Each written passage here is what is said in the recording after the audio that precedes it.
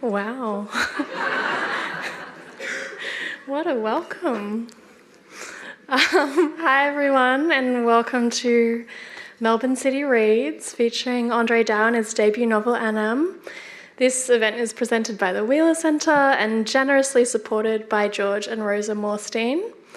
To begin, we would both like to acknowledge the traditional custodians of the land on which we meet today, the Wurundjeri people of the Kulin Nation. Oh, I had to catch my breath. We pay our respects to the elders past and present. As André writes in Anam, everything about the world encourages us to be numb, and that is not new. So with that in mind, we acknowledge that this land was never ceded. It always was and always will be Aboriginal land. Now, when I first received a press release of an early copy of Anam, I was fairly amused because releases are generally just one-sided, black and white. But Andre's list of accomplishments was so long, they had to do double-sided and push the margins all the way. And I'm not going to read it because I feel like it would take all night. But if you don't already know who he is, André is a writer, an editor, an artist. His writing has appeared in all the usual and good places. He's won a Walkley Award for the Messenger podcast. He co-founded the award-winning oral history project Behind the Wire. And, of course, the book we're here to discuss tonight, Anam, won the Victorian Premier's Literary Award for an unpublished manuscript in 2021. I look forward to it winning many, many other awards now it's out in the world. Please welcome André Dao.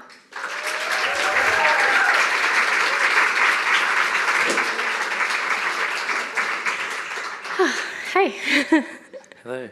How are you going? I feel like you're at the end of a month of book tour, so I just thought I'd ask how you are. Yeah, kind of, it's surreal. It's been kind of this whirlwind month of panels and talks, and I guess, there's some really, all of it's really amazing, and particularly meeting other writers and having some really amazing conversations has been, this is what it's been all building up to. And at the same time, I guess I've really had to experience something that I've always sort of believed theoretically, which is, that the author is dead. That the book exists in the world and it doesn't belong to me anymore.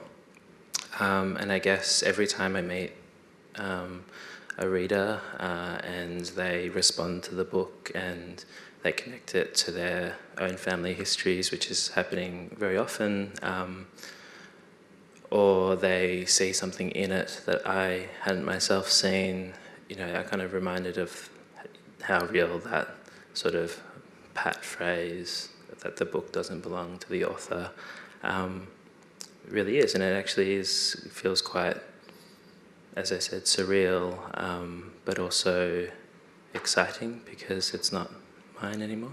Yeah. The author's not dead, but alive in front of us. I know that you've got lots of family and friends out in the audience. Hi, guys.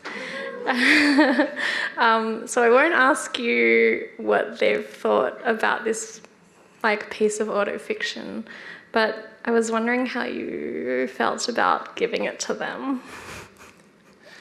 I was very nervous. I think I probably needn't have been, but I suppose it was the kind of book that took me so long to write, and I made many promises in that time about delivery, but also about what it was supposed to be, and I suppose I also just made things up in the book, but also when I said what I was doing, what was I doing flying around the world, talking to people, so to finally kind of have this thing to hand over, I was a bit nervous about, what they'd say, but no, I think it's actually been I mean, they're here, so if people, you should ask them. It's a really interesting Q&A at the end. Well, this event is the last of a month, and so we're making it an unofficial book launch. And at every book launch, there's a reading. So I was wondering if you would give us some words. Sure. Thanks. So I thought I would read from the very beginning of Anam. C. If I think of my grandparents now, after all this writing and reading and imagining and remembering, two couples are thrown into relief. Their outlines like clay figures in the mud, where so many others are failing to resist the ebb and flow of forgetting. Both couples are elderly and Vietnamese and live in an apartment outside Paris with their eldest daughter. Both couples have been together 60 years through 2 wars and many separations. Both speak to me in a mix of Vietnamese, French, and a smattering of English. But one couple speak to me of suffering, loss, exile, forgiveness, and redemption, and the other couple do not. Instead, they are always laughing, with each other and at me, pinching, touching, feeding me, looking at me, shaking their heads and chastising me, praising my plumpness and my height and my grades. This second couple is harder to write but easier to remember. I think of them as saying to me over and over again, "We want you to be." And also, "Why don't you marry that poor girl?" And "When are you taking the bar exam?" And always, "Eat up. Why aren't you eating? Finished already?" I've been trying for a long time to bring the two couples together in my mind, or at least to avoid having to choose between them. And just now, thinking of them, I remember the visit that my grandmother and I paid to my grandfather one late afternoon when he was on his deathbed. He was in a clean, beige room in a public hospital, a train and a bus away from their daughter's apartment. He patted the side of the bed for my grandmother to come sit by him, and I asked them once again about the story, expecting them to tell me the usual things. Instead, they chose to sing, something they had never done before and would never do again, an old jazz standard. I remember you. But even as I was fumbling to record them on my phone, they were already finishing, lapsing into wrinkled smiles, so that the recording I have is nothing but silence. D. This will be the last time that I will have begun again. The last because I will have learnt to see what I failed to see at the beginning. I will have learnt to see that a muddy swamp can be called a fen, that not knowing where you're going can be a virtue, and that walking is a kind of perfection. I will have learnt to see that the dilapidated rental we left behind in Footscray will always be the house where we first bathed our daughter, washing off the blood and muck with which she arrived. And I will have learnt that after Cambridge we will return to that house in Footscray after all, and that, in time, it will also be where we first bathe our son, washing off the blood and muck with which he arrives. I will have learnt that the robes we matriculated in at Cambridge, hired from the college's Graduate Student Association, were actually cheap polyester, that most of the books in the many libraries in which I will have sat have never and will never be read, and that the past is no more a home than any of the string of place names with which my family is entangled could be a home. Hum Sa, Hanoi, Saigon, Ho Chi Minh City, Laon, Paris, Boissy, Cambridge, Footscray. I will have learnt that we walk, as Paul said, by faith and not by sight. I will have learnt to stop stopping, that is, to stop waiting while stopped. I will have learnt, instead, to wait while walking, to walk without expectation of arriving and yet still be ready to arrive at any moment. In the end, I will have learnt, or remembered, if there's any difference, how to live. Or, at least, I will have learnt what we receive from our ancestors and what we pass on to our children, what we give them, even as we wash away the blood and muck with which they arrived.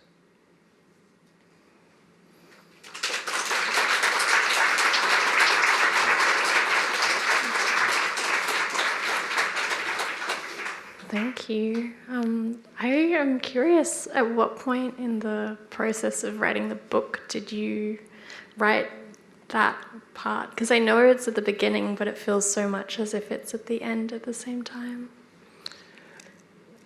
I think those two passages I wrote in a house in Dramana on a short writer's residency, actually after the manuscript had won the Premier's Prize, and I'd gone back to the manuscript to rework it. So it was quite a late edition. Wow. Did it change much after the prize? It changed a lot, actually, I think. I think that was the process of writing it, really, was to put things down, put them away for a while and come back and rework them over and over again, so that, those two passages, I say I wrote them in that house in Dramana, but they pull together and pull apart things that I've been writing for sort of years before that. I kind of keep everything, every sort of scrap of a sentence stored somewhere on the computer, and so there's sort of a process of mining my own sort of previous bits of writing always.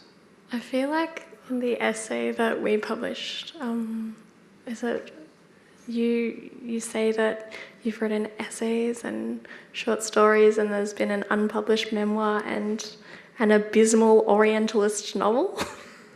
And then this book is this like assembled like monstrously from these broken off parts.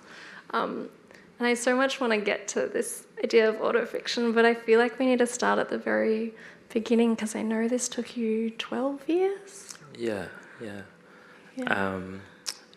So it began as a fairly straightforward non-fiction project. So, it began even before, in a way, it began before that 12 years, from when I first heard from my father, who's here, about his father and the fact that, so my Omnoi had been imprisoned for 10 years.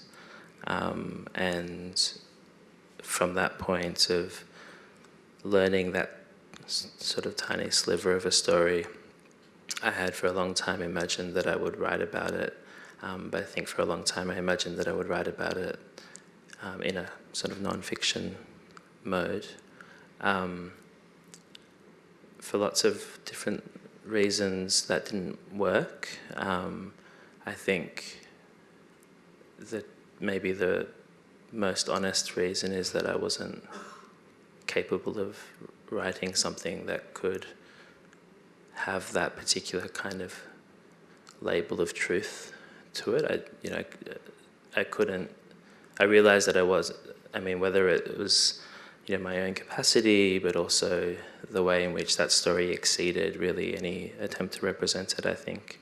But I realized that to make something and say this was the true history of that man's life would have been kind of a mockery of it. So I turned instead to fiction, and I did produce a pretty abysmal Orientalist novel,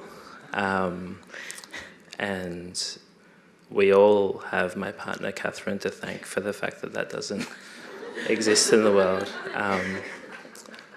Well done. But no, the importance of having smart and honest people in your life, because it hurt to realise that in my attempts to write about my grandparents, I had produced sort of this caricature of this Vietnamese couple. So the book went through lots of stages of, and perhaps many people can relate to this feeling of you have that burst of excitement and you think that there's this kind of great idea.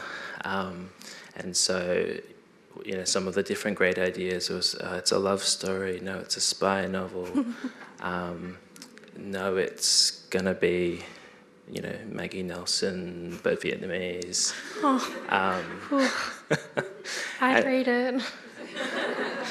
And so I think the final form that it's taken is sort of, okay, maybe it's bits and pieces of all of those things, and that's the only way that I could, in the end, finish it. Yeah. I mean, it feels like autofiction is this, like you say, like it was in excess of what you could do. But I feel like autofiction itself as a genre is like capacious. It's like this genre of excess in a way. But what point did you realise that was there a point where you realised it needed to be between this biography and fiction? Yeah, so after those bad novels, I think that's when I kind of discovered this person, this narrator, that was something like myself, and that really only came, I think, after Leah was born. I think Leah's here. So after Leah was born, and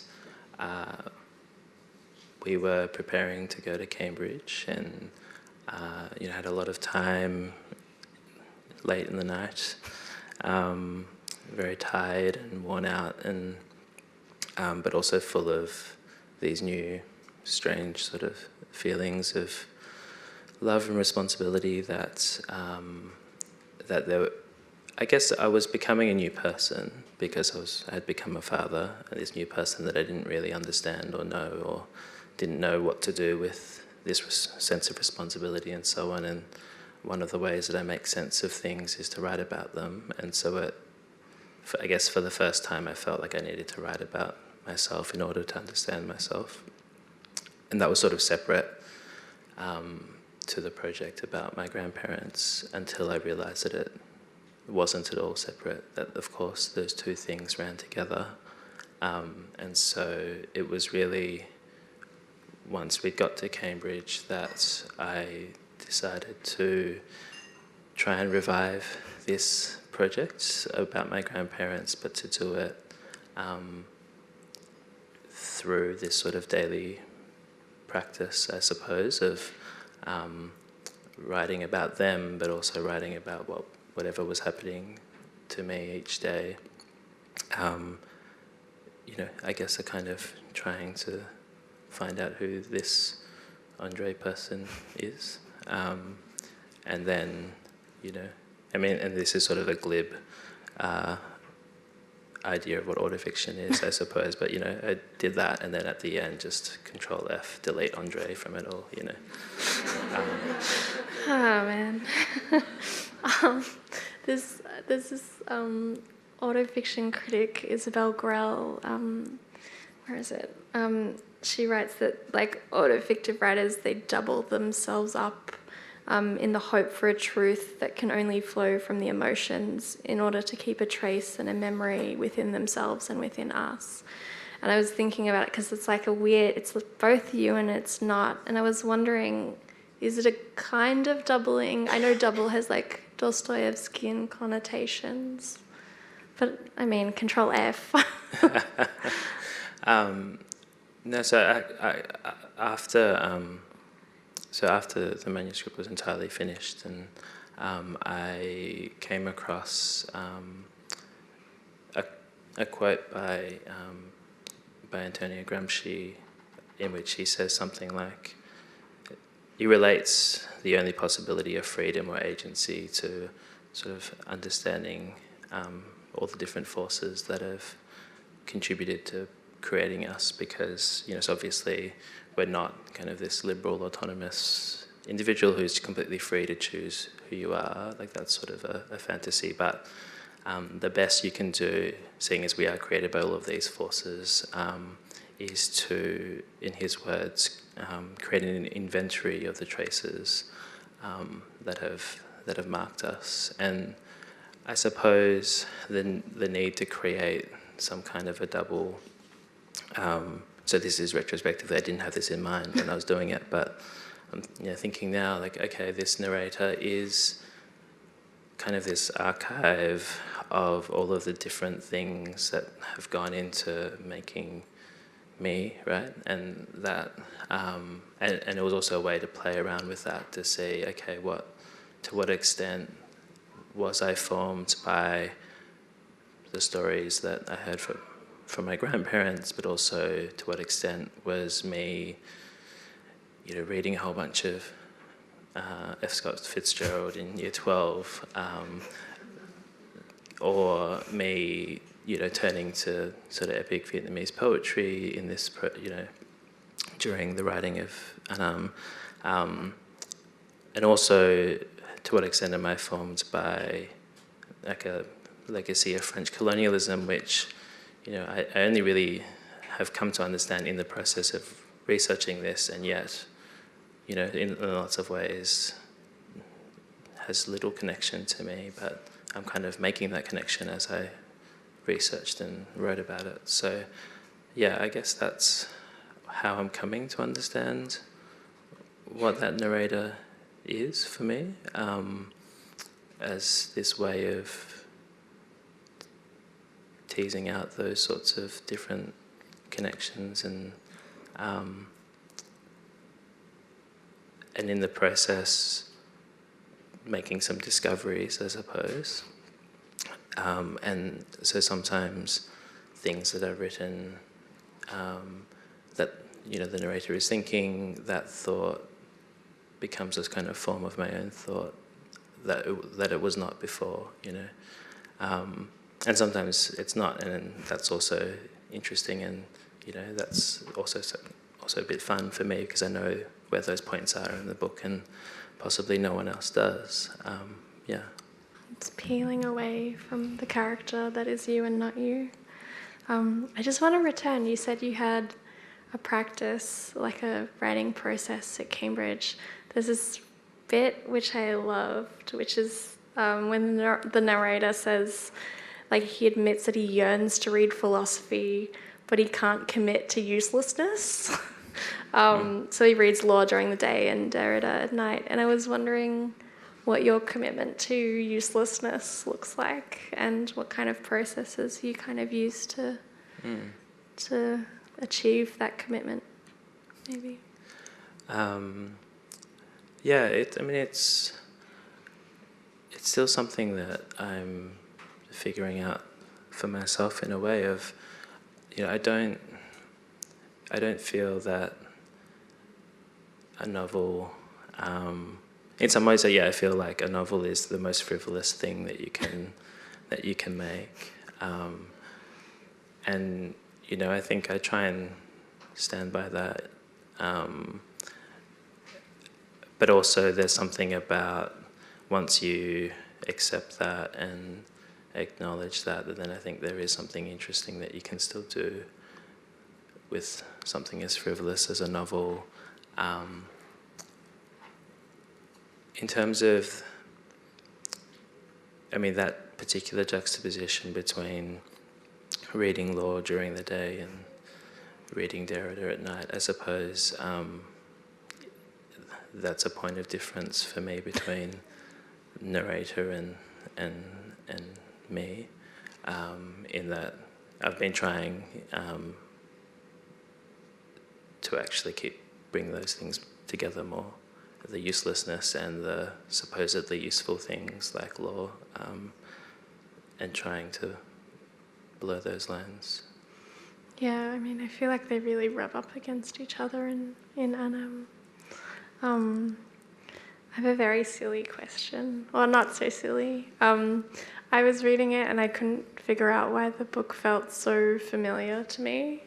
And I realised that apologies. The narrator, the unnamed narrator, goes to this camp in high school, and he tells his grandfather's story to his peers, and later he realises this is the beginning of essentially what is Anam, and I realised while reading it that I had actually been on the same camp.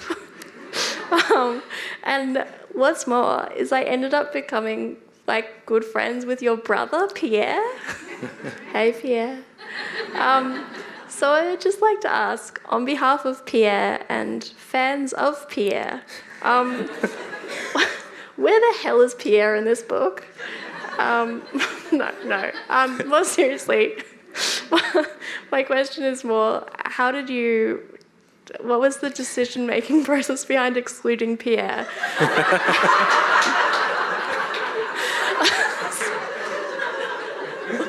I'm so sorry. Did he put you up to this? He did not. But more so, like, in terms of fictionalizing your life, did you have to make very clear, demarcated decisions around, like, I suppose what to include and what not to? It's so clear that, like, you don't give anyone you don't give your grandfather a different name, you just redact it. And I was really interested in, like, elision and centering. Yeah, I think the redaction rather than giving a fictionalized name, the points at which that redaction happens are points at which the narrator is quoting documents, and those documents really exist.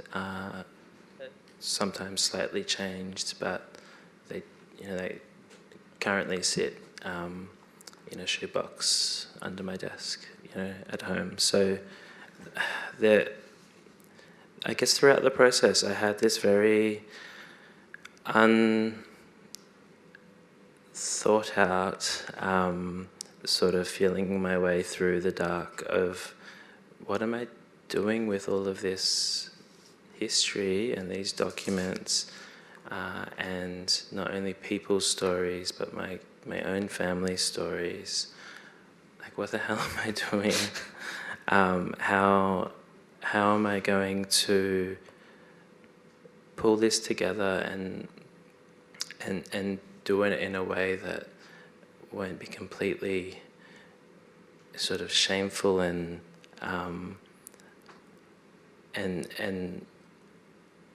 so I kind of made things up as I went along in terms of that approach. And I guess the beauty of writing something over the course of 12 years in which people have given up waiting for you to finish it, was I got to try out lots of different things. And I guess the simple example of, like, the redaction or changing the name. I got to sit with a version where his name was just in there, and I got to sit with a version where my name was in there. I can't say that I sat with a version where Pierre was in there, but It's next book. But then, and then I guess the other side of the answer is there's just decisions that were made, very much thinking as a novelist or as a writer of fiction, and so the smoothing out certain events or creating sort of mirror scenes, which then required changing dates and places so that people would be in parallel places, or making composite characters out of real people, only because it made a scene more powerful, right? To have the grandfather speaking to his brother, rather than it being that's a composite of different people. So there was those sorts of decisions. Then there was the more, I suppose, ethical or philosophical decisions about what I was doing with the past. And then there was sort of the discomfort in the fact that I was trying to do those two things at the same time. And in a way they're kind of in absolute tension with each other. how do I handle these documents and this history ethically, and how do I make this a better story, or the story that I want to tell, or a beautiful story, a story that, or a book that would excite me aesthetically as a reader, who's been sort of produced and trained by a kind of, particularly a kind of Western idea of what is beautiful and affecting and, you know, not sentimental and all those things. So that, I guess those things were always in tension, and I tried to think about what I was doing as much as I could, but I also feel like I could give the impression that I thought about everything, and I didn't. You know, like there are also things that came up. Actually, this is so. To go back to the very original point of, you know, the book doesn't belong to you and it goes off in the world. Had a lovely experience of reading a review. So Testo writing in The Conversation, in which she talks about the structure, you know, the three-part structure, like Michaelmas, Lent, and Easter. And for me, that had always come from the three academic terms at Cambridge, and it was mostly supposed to be to give the novel this kind of present-day narrative that could sort of gently, hopefully, pull the reader along. And then after I made that decision, sort of Easter and Lent had sort of particular thematic resonances for me. So, you know, Lent is a time of waiting. That kind of became the chapter where a lot of the grandmothers waiting went in there. And then Easter, obviously, having to do with rebirth and resurrection. I think those sorts of themes come out there, and, you know, I sort of moved certain sections about the grandfather's release from prison into that bit. And Tess, you know, picked up on all of that, but she also wrote about the fact that Michaelmas is obviously, you know, not, you know, I didn't realise this somehow, but Michaelmas relating to Saint Michael, the patron saint of travellers in peril.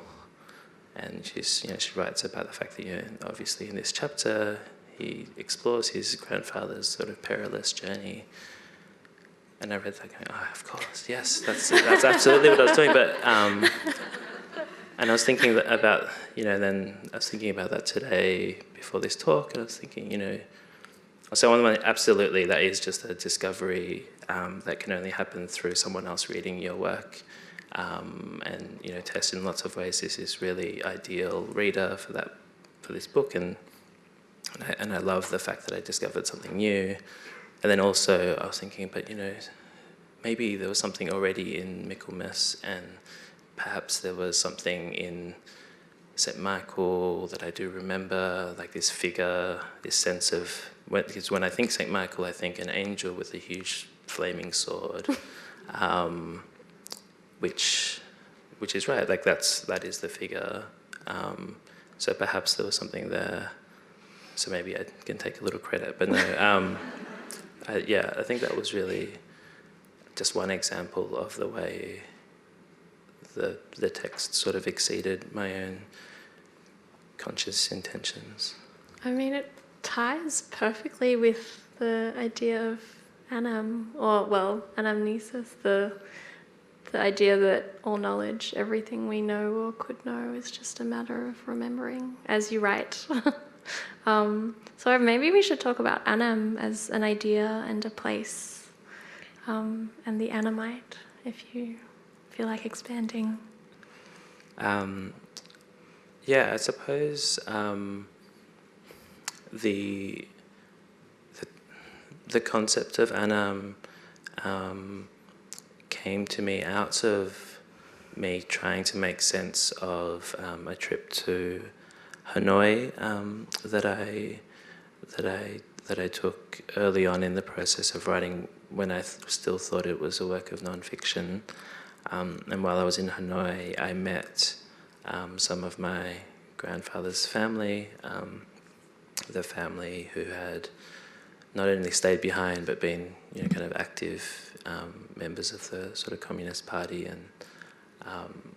and so therefore, on the other side of the conflict, and in some ways, being part of the machinery that imprisoned him. So meeting that family, really, it spun me out, right? So it sort of broke down a lot of what I imagined I was doing, and in particular, it broke down my sense of what we were talking about in my family when we talk about Vietnam. Mm. And I realized that when my grandfather was talking about Vietnam, he was, imagining and remembering a place. So remembering and therefore also imagining a particular place that sometimes sort of mapped onto what my relatives in Hanoi were remembering and imagining, but very often those sorts of places that they were talking about, though they had the same name or the same names, they were in sort of direct conflict with each other. And I guess that led me down a rabbit hole of thinking about, I suppose, what's the kind of fundamental part of our human needs to have a root, to have roots, to feel like you belong somewhere, and the fact that one of the ways we do that is to tell stories and remember certain things and to forget other things. And so that thinking about that just led me to think that what I was writing about just wasn't Vietnam at all, but some kind of imagined place, and so Anam became the name for that place. That's so beautiful. I guess this leads me to I have this question about complicity. In terms of, I feel like sitting up here, we're both minority settlers on stolen land, and Anam is not a place you can return to really as part of the diaspora. And in the first chapter, you write about, would you mind reading that part, sure. Actually? About complicity? Yeah, is that okay? At a pub in Grantchester, as I eat my first ever Yorkshire pudding, Lauren asks again about the thesis. I don't respond right away, lost in a trailing thought about Wittgenstein. He'd completed this same walk many times to take tea with Bertrand Russell at the Orchard, a nearby tea room. Beside us, Edith sits in her high chair, squeezing a slice of avocado into a pulp in her fist. A thesis, I say, is also a theory, an idea. And I have one of those, even if it isn't something that will get me a job. Forgetting is complicity. Remembering is complicity. Making art is complicity. Living in the world, pursuing material gain, buying a house you can't afford, complicity. Starting a family, putting down roots is complicity. Migration, travel, too. Hope is complicity, but so is despair. Asking what is to be done is complicity. Not asking is complicity. Being a human rights lawyer is complicity. Loving my daughter. I imagine I am already hearing Lauren's response. Complicity in what? Complicity how? Why don't you just say what you mean? And why can't you say it without referencing someone else?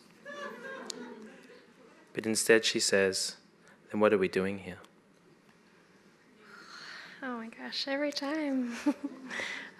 So what are you doing here?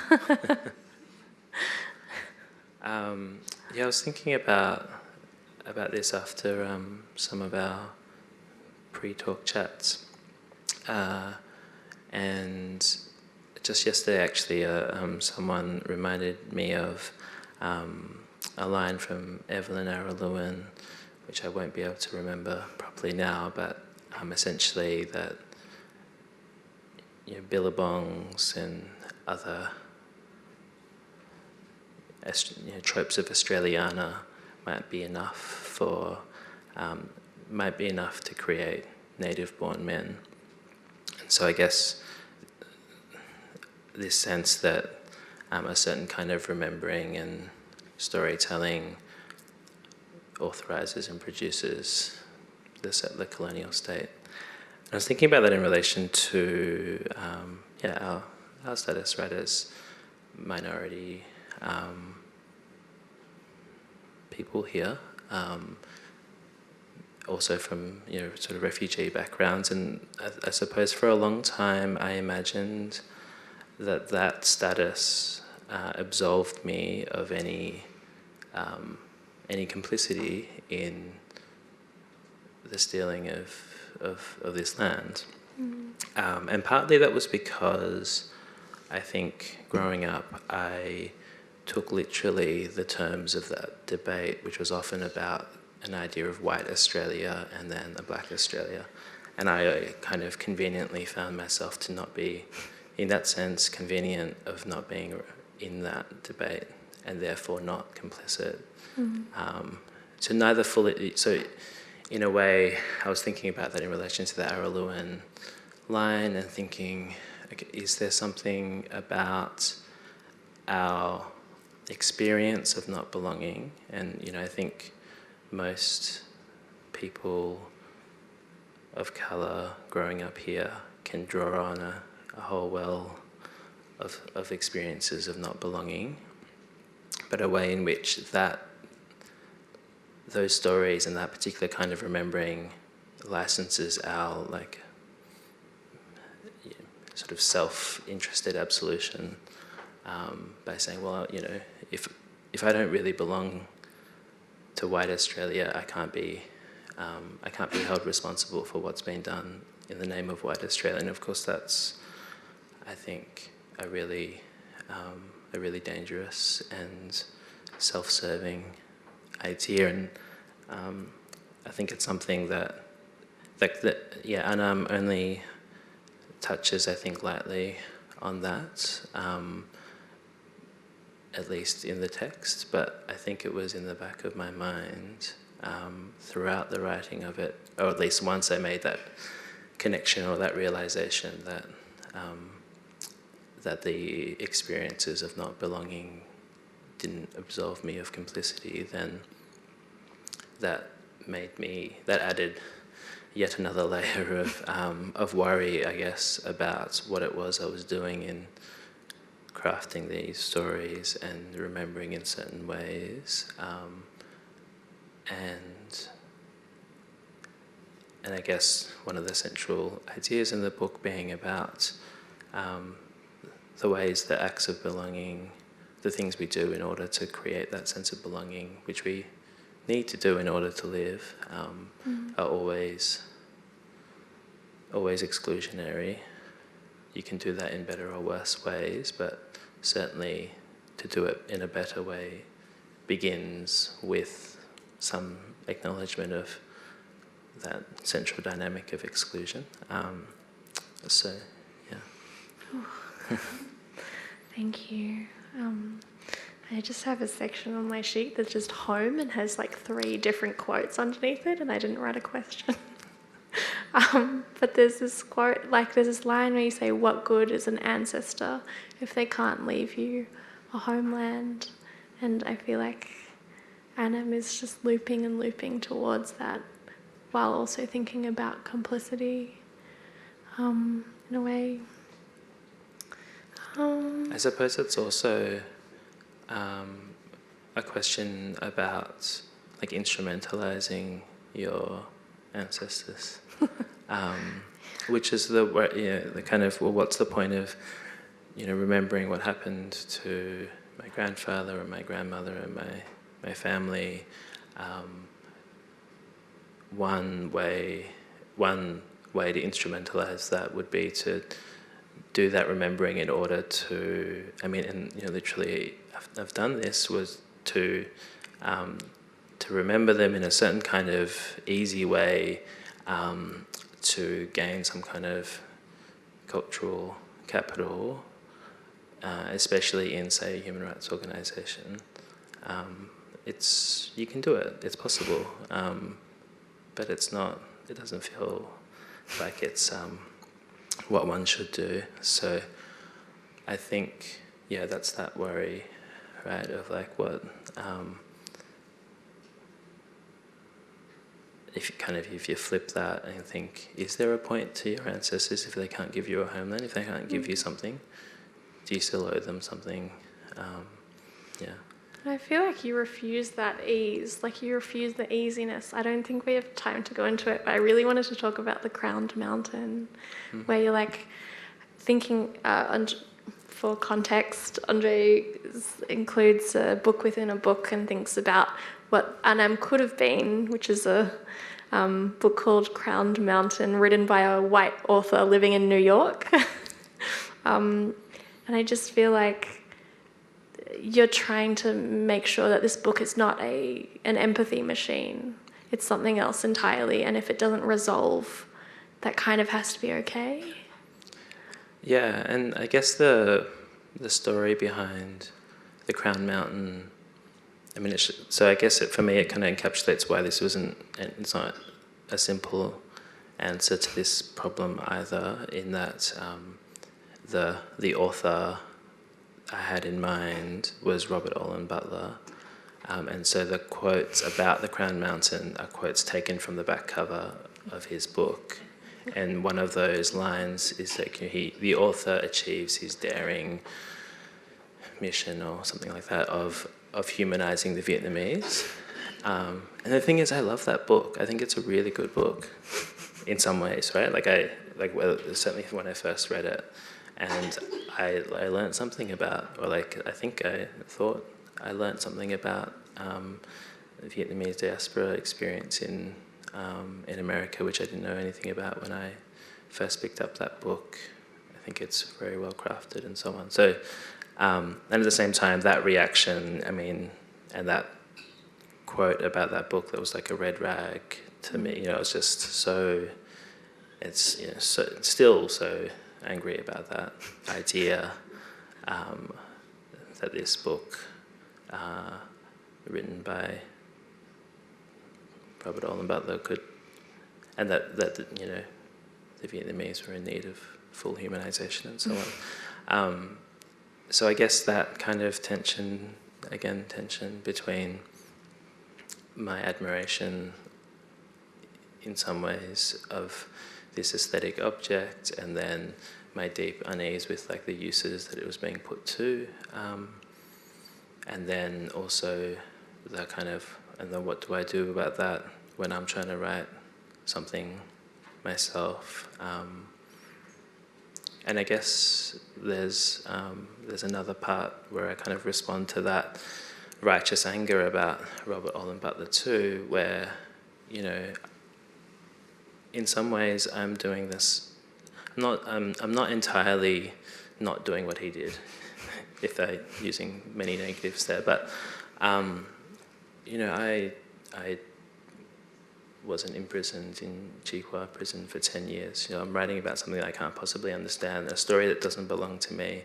I probably get away with it because it's framed as a family story and because I look the way I do, but, I'm not, when I travelled to Vietnam, it was very clear to me that I don't belong there, that I don't understand the culture there.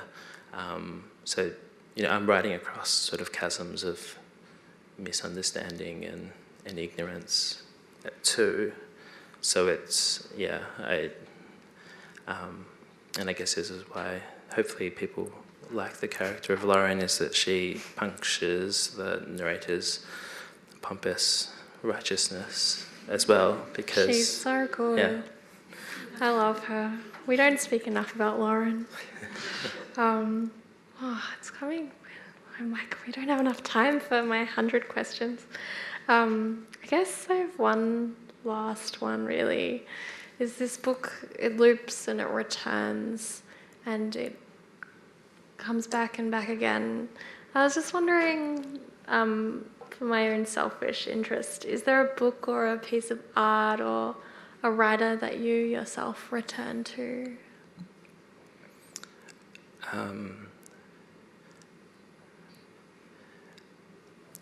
It's not. I don't know. It's not a very cool answer, but because I feel like there's people that I don't know if I've sort of missed the memo and he's not relevant anymore. But E.L. Doctorow's The Book of Daniel had a sort of huge influence on the way I started this project, or at least when I, because he fictionalizes this weighty kind of political moment in America where this American couple are accused of being Russian Soviet spies and they're executed, and he imagines that they had a son who is trying to make sense of that history.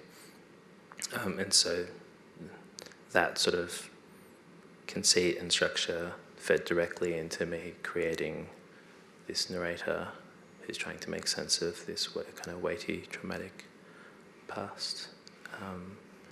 I suppose there's that, and I guess I do keep coming back to that moment in the essay by, the essay or thesis by Jacques Derrida, when he mentions this Vietnamese name, Trần Duc Thao, I hadn't heard of this, the greatest sort of Vietnamese philosopher, as he gets called, and that the sort of all the layers of my reaction to that, my sort of pompousness that yearning for a certain kind of intellectual accomplishment that comes with reading a French philosopher, the kind of deep identity representation sort of reaction of seeing a Vietnamese name in that context, why that? And also, my genuine intellectual interest in the actual content of that philosophy, I hope. So that moment kind of I keep returning to as well. Thanks for sharing. Do you want to? Yes. I made Leah promise that I would have time to say some thank yous, seeing as this is an unofficial launch.